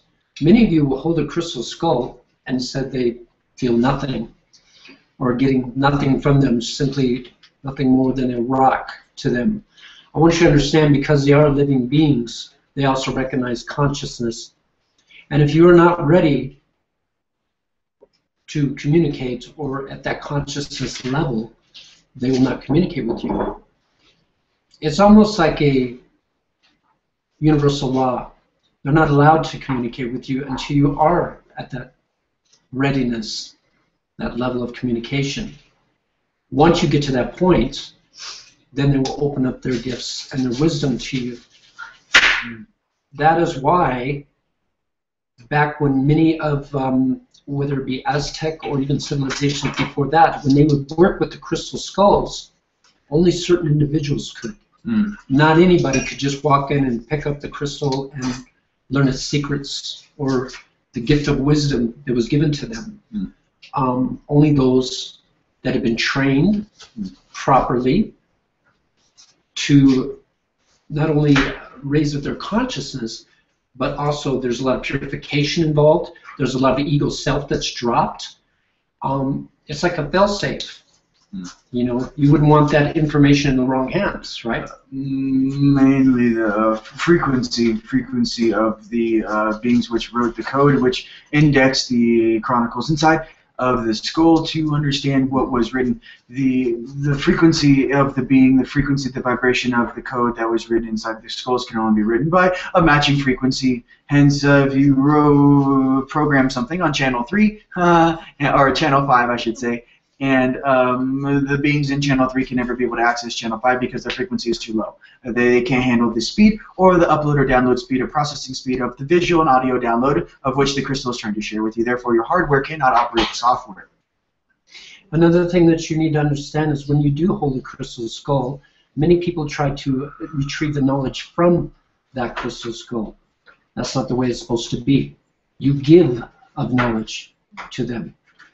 You send that energy to them, your thought stream, your collective knowledge. Thus, as it collects through all these centuries, the ones that have raised their consciousness to that point, they become privy to that knowledge.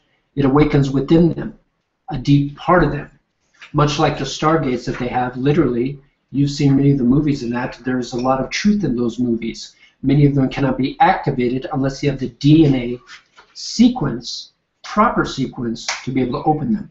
Otherwise, they will never get through that gate. Same true here. Consider this a very small stargate. When you are ready, when you have that encodement within you, then the secrets begin to unlock to you. They have great wisdom to share with us. And much of the wisdom that is shared with us is what not to do in the future. These beautiful beings have seen wars come and go throughout lifetimes, millennia, universes, and they came to teach us otherwise. They came to teach us what it is to be at peace and the strength that is within that. And that's why it's important that the crystal skulls that are coming forth now are gathering together collectively in that knowledge, in that consciousness, to literally shape, forge, and shift the consciousness of an entire planet. I would like to take this opportunity and propose that we take 20 seconds and all that are watching and all that are in this room have a focused intention using this to further our spiritual evolution on the planet, holding space for the light, holding space for the dark, using this point in time with these amplifiers that were made off-planet many, I don't even know how long ago. Thousands of years ago. Millennia. Yeah. So let's focus, all the viewers, let's focus on the intention of the light expanding, our healing, mother healing, and holding space for 20 seconds. And all those watching, do the same.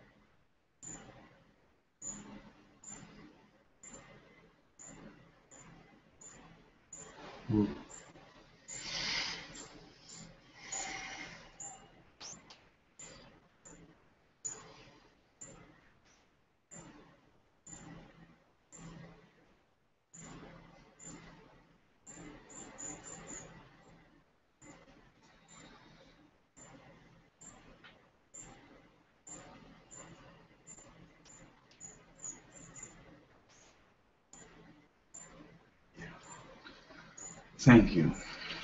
Thank you, Brother Ferris. Super powerful. I want you all to collectively do something because there's strength in numbers. And what that is many of my starseeds I talk to, I remind them of the power that resides within them. He that is in you is greater than he that is in the world. So collectively, when you have your free time, at night or wherever it may be, take a moment and focus the energy of your body. Create, create, create through your chakra systems, and of course the force that resides all around us. Create, create the energy coming up through you. Then pouring out of your solar plexus a beautiful ball of light. It may be different colors. The color will come to you. Then what I want you to do is focus your intention in behind that. The intention, a healer, tools of a healer are not what commence the healing, is the intention that's behind it. So when you focus and put that intention, I want you to put the intention in, visualize this ball being released into the universe, thousands of them from each one of you collectively. And this ball expands and washes over the earth. Now visualize the weapons of war and things that are going on and the crazy things in this world, and the soldiers simply dropping their weapons, not wanting to battle anymore. What we are working to achieve is super consciousness. You understand? So what I want you to do is raise up that vibration. And each one of you, if you do that, you're literally going to shift the entire consciousness of this planet. Remember, each one here, dark side, light side, whatever it may be, all came from the love and light of God. And simply what you're doing by expanding that is reminding them of that. And pretty soon they see that, what am I doing? This is not who I am. And that's what needs to happen. Awaken them to the truth of who they are. And once you do, you're going to find your family expand more than you ever imagined. But collectively, each one of you have that power. I said it once and I'll say it before. Each one of you roars as 10,000 lions. Never forget that. Never forget that. You're more powerful than you could ever know.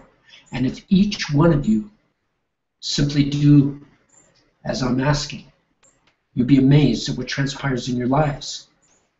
Call it, pay it forward. As you give of yourself, of your energy, and you shift the entire consciousness of the planet, it's going to come back to you 10,000-fold. And then it's a constant give, receive, give and receive, give and receive. So very important. So. Awesome. I just wanted to say that whenever I work with these crystal skulls, they're very amazing. But there's also a crystal, if you want to call it Wi-Fi network. And these skulls call out to their brothers and sisters. And so it'd be known that if you have such a powerful crystal skull, that to pay attention if you're a handler of such a skull, and pay attention to the wants and needs of those crystal skulls, so that they can be with their family once again. You are simply handlers of something very divine and awesome, and to respect that obligation with harmony, bliss, and love for what that truly means. All right. Beautiful. Now on to Avalon. Oh my goodness gracious. That was beautiful. And we want to thank our brother Kurt for Michelle and Lucy that brought him into our lives. Yes. And, you know, they've been hidden away from the world for a very long time. And now it's their time. Now it's their time to bring forth the energies that they've been waiting to unleash upon the earth in a good way. All right, so brother, you would like to talk about Avalon. But of course. Okay, so Avalon for me was amazingness. It reminds me kind of like the feeling would be kind of like Arthur and the Knights of the Round. When you used to see a knight or used to see one of us on horseback, I had a white horse. But of course. But of course, I miss my horse so much. I miss all my steeds. Strange being in a place where you rarely get to actually experience riding a horse at full speed. Or swordplay. Or swordplay, or half the things that we have to forget that we actually know how to do for this experience. But to remember Castle Walls, how I got was brought back into the memory. And this might aid you as well. It's the small things when you're going through your Akashic. It's the memories of things. What were you wearing? What color was the sky? What color were your shoes? What color was your outfit? If you're seeing a being in front of you, especially when you're remembering your dreams, here's a tip for remembering your dreams. Do not try to piece together your entire dream. It'll always come to you in pieces, broken pieces, which is very difficult to put together. Okay? But what you can do is, when you're waking up in the morning, remember the subtle things. Okay? What type of outfits were the beings around you wearing? Did it look like modern? Did it look Atlantean? Did it look angelic? Okay. Did it look like Hollywood on steroids? That's 4D. Were you on a college campus? That's 4D. Okay. Were you sitting on the beach sipping on a non-alcoholic mojito and playing soccer with a bunch of awesomeness and everyone's having a grand time? That's 5D. Okay. Did the beings around you have the staves and the cloaks, and were there temples and awesome things like that? 6D. Were you wearing a helmet? Definitely 6D. Okay. 7D. Syrian.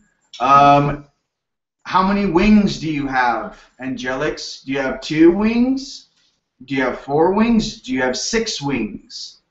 When you're flying through the air, can you levitate like a hummingbird? Are you a cherubim or are you a 2-winged angel? Things like this. How many wings do you have when you're flying through the air? Okay. When you're going through a past memory, say in Tibet, and you feel like you're a ninja and you're levitating 4 feet, 3 feet off the ground. Okay. Things like this. Where are you? The Mongolian steppes? Are you in China? Are you in Japan? Where are you? Okay. Pay attention to the mountain ranges. When you're in these certain simulations or memories, try to ask somebody, hey, where am I right now? You'd be very surprised that just that simple question, because, I mean, normally, you know, like right now, if I was like, Randall, where are we? I'm multidimensional, so... Well, okay, well, we're in Sedona. Wherever It's we're May 11, 2014. But no one does this in dream time. Hey, where am I? Who are you? Where am I right now? You guys get the where am I? So it helps, especially when you guys are jumping timelines, boom, boom, boom, boom, rotating through multiple realities, boom, boom, boom, boom, and multiple simulation programs. Am I in a simulation, or am I actually sharing dream space in the collective of this certain area on planet Earth? And the sound effects actually come with it as you travel. Boom, boom, boom, boom. Boom, boom, boom, boom. Mine's more like, boo. So what I'm trying to say is, pay attention to the little things. And that'll help you bring you back into your dream time and aid you in remembering. It's not, what was that whole dream about? No. I remember they were wearing this type of article of clothing. This type of article of clothing dates back to probably this time space. In this time space, what was going on Earth? Was it an Atlantean time? Was it Lemurian time? Which time are you viewing? Because if you really want to remember your dreams and which your aspects are sharing aspects of their consciousness and their collective with you throughout time and space, to pay attention what similarities are things that you can draw upon, then wake up in the morning, go on Google and go, Atlantean cloak, blue. This is the symbol I found. Boom. Okay, I saw the spinning symbol at a triangle, a circle, and 3 planets. What does that mean? Then you can do your research down here and put the piece together. It makes for a much more interactive learning lesson, and you accelerate that much faster. Instead of going through 2 weeks of, I wonder what that was, you wake up in the morning and you're researching, you have your answer in about 45 minutes an hour. So okay? take it back to Avalon. Back to Avalon. Well, You like Stevie Wonder at the Academy Awards. Goes, and I like to think. my eyes, dude. Credits rolling and he's still talking. Well, thank you. I'm still holding the skull. I'm still holding the skull over here. This guy's talking about, hey, D'Artagnan. So I got Captain Morgan sitting next to me. And you know what I'm saying?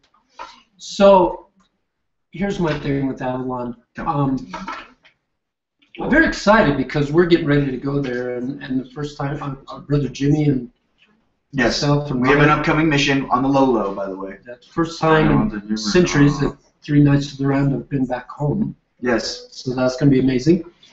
Avalon, I want you to understand, there are many that call it fiction, but I promise you, if you were to tell those in Britain or the UK that Arthur and his knights were fiction, you'd most likely be rolling in the mud in a fist fight with the whole of the town. Okay? because it's a very real thing to them as it is to us. But even more so, those that understand about Avalon, to have been there, to have that knowingness within you, even though it's been centuries away, why do we keep it alive? Because Avalon is not just something in a book. It's not something that's it's something in our hearts. It's in your heart. It resides within you. The whole of Avalon lives, breathes within you.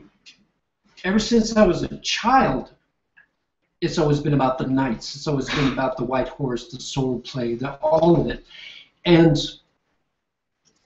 I had no books that taught me that. It's just something that came natural. And it's so powerful within us. When we think about Avalon, we almost well up in tears because we miss that. I miss the time when you knew who your enemy was. You know, things were defined black or white back then. Now it's kind of cray-cray. Now you don't know they're hidden everywhere. I miss most of all, though, the chivalry, the honor, the loyalty, that's what I miss. the respect for women, for one thing. You guys, back in the day when this silly stuff took place and these things that just seemed very horrible, even now, I mean, the stuff taking advantage of girls, children, all of this stuff. Back in the day in Avalon, that was a very easy fix. Yeah. I don't think you truly understand what honesty, valor, and oh my goodness gracious, it was a very swift hand of justice, and I can't. It's hard to remember how we used to be and how what that represented. Oh, completely justified. Yeah. Completely justified. And it's just strange how everything's been twisted and morphed here, and everyone has been led to think that these types of enabling this bad behavior is okay. I'm here to tell you, it's never been okay. And those that truly remember how things were dealt with back in the day can remind you of exactly how we used to deal with stuff like that. It was a very quick fix. There was no go and collect $200. You didn't stay on the wheel. That was donezo. So that, and like I said, that type of what it's like it's not having a heavy hand. Let me explain this to you. It's that the culture was raised to know that was a no-no. Not if I do this, it's seen as a kind of a weird no-no. It was everyone knew. Well, yeah, that's what you get when you play that game. So it's not so much a judging thing. No one was judging them. Our collective's frequency was higher. We knew inherently inside of us, no one wanted to be treated like that. That's a no-no. That's what I speak of. Okay, I'm not talking about being unjust. I'm talking about everyone there understood. We're raised to respect one another, to know that we are equals, to know that our happiness, our harmony, our bliss is generated from us loving one another, helping one another. Which is that's what was so honorable and proud about it. Every time I look at one of my brothers, one of my sisters, they were strong, intelligent, wise. It was not this view that I get sometimes when I stare into consciousness, nor is it the view of what they're actually teaching the children through stuff on TV, stuff whatever, that really just pulls you farther away into the gray area. When our liege Arthur created the Round Table, he did it for one specific reason. He wanted all his men to understand, even though I am your king, when we sit at this table, we are brothers, we are equal. Yes. And that is why he had a round table. He saw that many of the royalty had these long tables, and there was always a head of the table and then the little minions sitting around it. He didn't want that. He wanted his men to understand the equality, the brotherhood that was there. And that's what made Camelot and the Knights of the Round an immovable force. I miss my armor. So much. I can't even begin to express how much I miss my armor. Anyways, Wait, can I so share, come can in. I share first I want to Okay, female perspective. Hold on one second. I want to express something to you. And those that know. What did make Arthur such a great king? Because he understood full well that a true king or queen, the people do not serve them. They serve the people. And that is the mark of a true king or queen. The people are not your servants. you were in service to them. Yes. And that's why there's still legends to this day of Arthur and his Knights of the Round. And I remember having conversations with Merlin, which does exist, a dimensional being, a Time Lord, if you will, on the shores of Avalon. Yes, there used to be water all over the place. And he said that one day would come a time when the magic would reside. And I asked him why. He said, because the ways of man must come forth in their reasoning and their technologies, but one day the magic will return. Today is that day. Yes. Yes.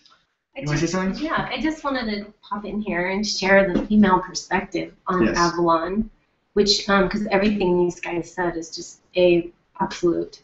But the female perspective also, for those of you who actually have read or watched the movie The Mists of Avalon, which is an amazing portray of the female perspective on it. You know, Avalon is sort of a epitome of that feminine, the divine feminine, but it was never about the divine feminine coming in and overpowering the divine masculine. It was never about that. It was about the balance between the two, and what that feminine vibration brings to the table is to help to balance the masculine. Because we know that sometimes the masculine can get a little... We need it. We need the balance. Believe me, my light warriors out there, yes. Sometimes it gets a little extreme, and so that divine feminine comes in to remind the divine masculine. Many of Arthur's that balance. ideas came from Gwen. Yeah, so we're not behind the throne. Power behind the throne. Exactly. Yes. But it's not about power, really. Like, I mean, it was about power back then, but ultimately, sometimes we've lost that, that bringing that balance. So I think there's a lot of women here now trying to resurrect that Avalonian. Is there such a word? Avalonian. Hey, maybe there's Avalonians out there. There's Apollonians and Cassiopeians. Now there's like Avalonians. For those who really resonate with that era. So anyway, that's my take on it. Just don't forget about that. Miss my horse. You guys can miss your armor and your horse. Well, we miss the divine goddess too. You know. They miss their hangouts. Yeah. And their outfits. Right. Yeah. Our outfits. And I'm sure you guys can their bracelets and the whole tiaras. Yeah. Okay, so with that, ladies and gents, you guys want to do the let's do our wrap up. You guys want to come in? Let's talk about our products and what people have to offer. Okay. Websites. Okay, we can do that real quick. Go. Okay. By the way, we love you guys out there very, very much, and just understand when we're reflecting some of these things that we are also experiencing, we're doing this to accelerate the collective on planet Earth. We are here to remind you of Avalon. We are here to remind you of Lemuria, Atlantis. We're here to remind you that we are multidimensional beings experiencing 3D in a very physical way. We're here to remind you as catalysts to accelerate you into your own knowingness, the goal being remember thyself. Remember who you are and where you came from. And that is very easy, cool, calm, and collectively explained as we share our experiences with you. I just wanted to share that with you from our hearts. That's truly what this is all about and Team Light is all about. We wish you to step into your own power, remember who you are, remember who you used to be, use those experiences in the present and become truly what you were meant to be. Which Time is to come out. Wherever you are. There we go. All right. Okay. So each one of you, as I said before, definitively, are more powerful than you can ever know. Why did you come here? You came here to rediscover your own divinity. So what we're going to do is we're going to have different ones come up here, different individuals, and they're going to explain what they do and how it can help you. Okay, so myself, my name is Stanswith Bear. I'm a professional native flute player. I play music professionally. It's a great disguise. Okay. And so I'm also a psychic counselor, healer. I've been doing it for over 30 years. And I also do specialized things. One of the things I do as a Starseed ambassador for Son of Ashtar is I activate the activators. I came here, the wave I came with, my job is to make sure the ones that came here before are doing what they're supposed to be doing, and the ones long after. You know, I'm sorry if we kick a little butt once in a while, but we have a job to do, and it's time to get with it and do what we're here to do. There's a lot hanging in the balance with that, okay? So it's very important that you awaken to that fact and understanding the truth of who you are. So one of the things I specialize in is called holographic DNA restructurization. Now imagine, if you will, I'm about having my leg going all the time. Imagine, if you will, if you could step outside of yourself and you see your spiritual form, you see thousands of gold cords attached to you. Each of these gold cords represents past life situations, scenario, or event, negative entities or beings, or long fulfilled contracts that no longer serve you. And what I do through my techniques is we remove all those cords. And as each cord falls away from you, it returns back to you what once was yours. Now, being a geneticist, scientist in Atlantis, it's an easy fix for me because I raise up your holographic image of your DNA. I take out the debris, remove all the things that no longer serve you, and put you back in the focus and fully into your galactic self. So imagine, if you will, all karmic debt from this life, your lifetimes, but even more importantly, your ancestral lives, is completely wiped. So you become fully focused, and so you can focus into your galactic self and do what you came here to do, because it's just not damn fair that you suffer the transgressions of your ancestors. Okay? Now, many of you have asked me, how can I help? You know, I don't want to do a session, I don't want to do a reading or a healing, but how can I assist? Well, I have good news. I've recently put a donation button on my website, standswithbear.com, and if you feel within your heart you wish to contribute to any of our endeavors in the future, and future projects, books, CDs, whatever it may be, very honored to put that there for you, and even more honored that you would choose to do so. Okay? So once again, that's standswithbear.com. Love you guys so much. So honored to do this and be here in service, because there's no greater thing that you would do on this planet than to be in service of others. So thank you. Namaste. Hey now, you're an all-star, get your game on, go play. Okay, I'll scoot on over here. I'll be quick. My brother's a little, very detail-oriented. Yes. I'm very quick to the point. Hi, my name's Ryan. I'm a light worker, I'm a light warrior. I'm here on Earth, here to serve you. So, first website I like to say is galacticwands.com. There's some examples. These I'm working on right now, and I can actually show you the stages that I'm on, and then maybe see with this one I can actually explain. Ooh, those of you guys from Atlantis and Lemuria, I know you love this. Just some of the technology and stuff that we're doing to harmonize our frequencies that come out of our vessels, to amplify our chi, hence our orgone fuel cells, which increase the frequency of my fellow light warriors and light workers out there, healers. And obviously the sacred geometry, the Tesla coils that go inside of these, and they're magnetized. That's all I'm going to say. All I can say is there's a lot of magic in this stuff, so if you guys want more information on these, they're awesome for Reiki masters, they're awesome for doing clearings on people, they're awesome for adjusting, and they're awesome for communication with your higher selves. Okay, fantastic. We also make the step pyramids. I got a bunch of stuff too. There's all kinds of stuff at galacticwands.com. Yes, that's real gold.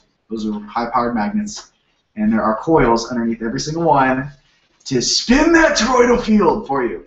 I make these because I thought that one, I help my family out and make it that much easier to actually astral project, activate your energy body. I just thought it'd be a lot easier if we use the proper tools I used to use back in the day. And truly, what I'm doing is re-establishing those tools. And like I said, these are real Payson diamonds, which we go and hand collect ourselves. Like I said, by the time you get these, you'll be the second human to ever touch that crystal. So I just want you to understand that. We pull these out of the ground ourselves. Okay, with that, our entertainment company is called anomalyentertainment.com. Our group is unitethecollective.com, and soon, teamlight.com. So for the tools, galacticwands.com, entertainment and instructional videos, anomalyentertainment.com. For the groups, unitethecollective.com, and then soon teamlight.com. I'm working on it now. Please send all of your questions for this episode and new episodes to support@unitethecollective.com. Okay, I'm out. Next. Go. Hi again. I'm Lightstar. Those of you guys remember, I'm actually a visual attunement artist and a celestial channel. And what I do is actually create visual attunement art. And as I said before, it's in the realms of the actually all realms, the fairy, the angelic, the galactic, sort of hit on all of these different dimensions and bring them through so that you guys can experience magic in these places as well. And I also do a lot of custom work for people where I'll create custom images for your website or your business cards, or any kind of images that are customized for you to actually bring in your higher selves, to actually bring a little bit more of you here, and to help you step into the roles that you need to be playing here. It actually helps you to step into that a bit faster. And I also do codonic integration, which is a type of using, basically drawing your divine light codes that are around you, energy packages that are coming in, so that you can be a bit better integrate these and help you in your own life. It's a little bit more of an advanced type of thing because it draws in these energies, but I actually create an image for you to work with over the course of a few months to help integrate, help you step up to that next level, or to help integrate things into your being that need to be integrated. And I also do private sessions, which I do a Starseed interdimensional alignment session that actually go through a lot of different things. We'll either use activations, language, star languages, to toning, numerology. We look at a lot of different things. Purpose, I do focus a lot on purpose and how people can step into that in my sessions. So lots of different realms of things that I do in the realm of art and psychic, intuitive work, healing work, whatever is required for you. So with that said, you can reach me at lightstarcreations.com, and you can go on and look at my artwork there and all my sessions. And we also, Stan Smith Bear and I are co-partners in StarseedAllianceInternational.com, so you can go check that out as well and get on our mailing list. We're going to be doing some videos and different things like that that are going to be upcoming, so you can get on our list for that. And so that's it for me, and thank you guys so much for being here, and we honor you, we love you, and we'll see you next time. But next up. I'll be Vanna White. Okay. For all of the guys who asked, Ryan, who made your amazing piece? Anyo, that you always wear. This is the man right here. Thank you so much. I feel very humbled to share this gift. It is very divinely guided, and I feel like there is a lot of activations and bridges to the divine through my work. Just show them. Show what. Oops, there we go. Rotate. People ask me to make small and simple, and that's just not happening. But I really, really enjoy sharing this gift. Can you hold it? I got it. I'm Vanna White. So there's an example. This is an angel aura quartz, and a commission I just made for somebody, but I have a ton of material. I'm working a lot with Indara crystals now, and this is a transmitter right here, so I do make some smaller sizes actually. And here's another rainbow aura, super pretty. And I offer this to just uplift people and share my gift. These are amazing, by the way. This is like an energetic component. There's a lot of wizards in this house right now. This is like, I don't know. Let's just pick out the Buddha. Little Kuan Yin. Little Kuan Yin. Oh, well, hey. Buddha Kuan Yin. She's super. Look at that. Labradorite. Labradorite. Super gemmy. Kuan Yin. Amazing. So awesome. Thank you so much, and I can be reached mainly at John Ferris. That's Farris on Facebook on Sedona. If you Google that, I'll come up, and that's the best way to get a hold of me. We will also put all the links to all of our speakers today in the description bar on the video. Yeah. So you can just click on the link. Yeah. Thank you so much, everyone, and have a wonderful day.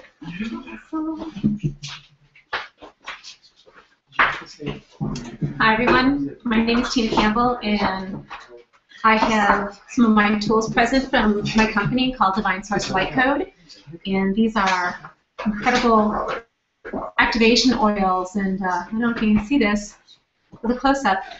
Before I get on my stuff, I want to share something here.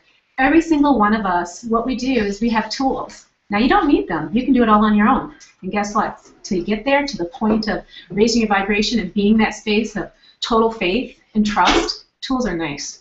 So we use them, and we work with each other. There's not one of us here that feels we are so beyond needing help that we don't reach out to each other.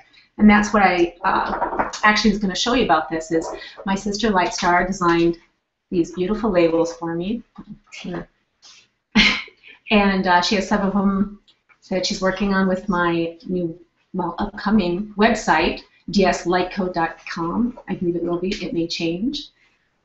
So we all utilize each other's special gifts at all times, whether it is just a friend in need or professionally. We each reach out to each other. I have experienced Lightstar's codamic integration and found it to be extremely useful in my life. It let me understand what was coming in for me and to stay fast, steadfast, and know that. So I could reach out and really take advantage of those energies present. So. And I have to say something about Tina's. These oils are absolutely like so high level. And I'm not just saying that because honestly, I have been experiencing so many different oils in my lifetime. Essential oils way back when essential oils just first came out. But this is not just an essential oil. This is an activation oil. And trust me when I say this, these things work, and they really do. I mean, Tina herself is just so high vibrational that it can't help but be in her oils because it's amazing. So and she's got so many different types. I mean, this is just a few. There's a whole line. We're talking, for those of you dealing with smart meters, she just made one called Smart Meter, and oh my God, get it because it works. But it's Starseeds, Smart Meter, Mother Mary, grounding, light body, Aura Shield, Sedona Vortex oil. She's got a whole line of that. There's just her original line is really large. Then she has the Sedona Vortex oil, and now she's got the Andara crystal, the Starseed. So okay. Honestly, okay. Right. I always heard guinea pig. I was in. Check this out. I was in France a month ago, and I was on the subways going to the different locations and sacred churches and everything in Paris. Believe me when I say that if it wasn't for her essential oils all over me, like all my wrists, just maintain your frequency. It's one more barrier, one more aspect of frequency which you can put on your vessel that maintains your frequency when you go out into public, when you go out into public locations around other people. It's very nice to have that on you. They've known this since Egypt, even before then. Very long time. They've understood the essential oils. It vibrates on your skin. Exactly. Right. And it smells amazing. Now you see this? Here we go. This was Ryan's power piece that he had. And Ferris did this as well. And Ferris, he worked with what you already had, your beautiful piece. Yes. Lightstar has her costume piece. This is another Andara that he was talking about working in. Yes. So you can see tools. More tools. All work together. It makes it easier. You want to build a house that's fantastic with a bunch of nails. It also helps to have a hammer. But also more than a to build hammer. a house. More than a hammer. Thor's hammer. Sometimes when you only have Thor's hammer, well, just big hammer. Just think about that. And you can get in touch with Tina on Facebook too. Yes. Remember telling me on Facebook? Tina Campbell Sedona. Yeah. Facebook and DS Light Code. D as in dog, S as in simple, light as in LIGHT, code CODE at gmail.com. Amazing. And one last thing about these. The reasons these work so well, guys, is I work with your higher self. I'm just the vessel to bring through the light. No demeaning on myself. Just I get out of the way so Spirit can fill the cup and use me, is how I look at it. And I create that sacred space and allow that divinity and just love to come through. And so your higher self facilitates everything I do. And that's why it works so well for you. And then you this is an intentional based tool. You put your intention. I say put it on your pulse points. And for example, this one's Cathedral, which is a Sedona Vortex oil, which has been relabeled just recently. And it's the energies of Sedona, Cathedral, the feminine, divine, healing energies. But it's actually the balance of masculine, feminine, divine. in Yes. cathedral. And that's what makes it so powerful, is you're seeking that balance. And so you put it on. And if you're working with that matrix, you put it on and you just say, I am the divine matrix of feminine divine, masculine divine balance. Beautiful. So there's a lot of them out there. Andara, for all of you who are Andara fanatics and soon to be, not to be missed, because this has the energies of multiple.